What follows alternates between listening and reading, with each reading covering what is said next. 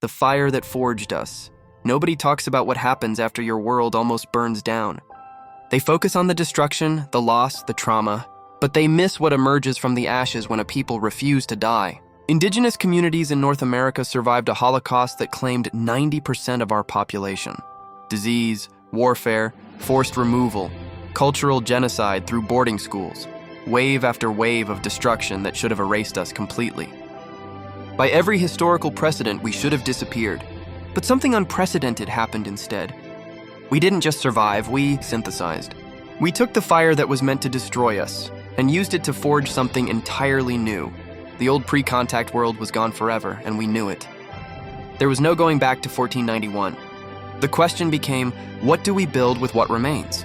How do we honor our ancestors while creating something that can thrive in this transformed landscape? This wasn't compromise or assimilation. This was alchemy. Taking the warrior traditions that taught us strength and honor, adding Christian teachings about forgiveness and redemption, integrating American ideals about equality and freedom, and creating an identity that was simultaneously ancient and revolutionary. The fire taught us discernment.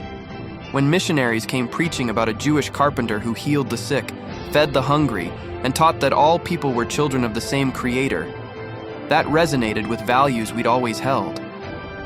When they talked about love conquering hate, about turning the other cheek, about caring for the least among us, those weren't foreign concepts.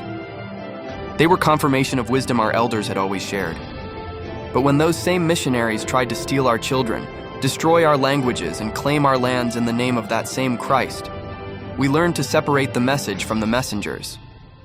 We understood that institutions could corrupt any teaching, that power could twist any truth.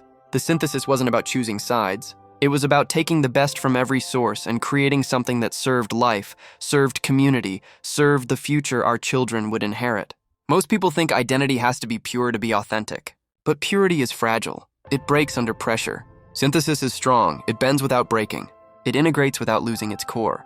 The fire that almost destroyed us became the forge that created us. And what emerged from that forge was something the world had never seen before.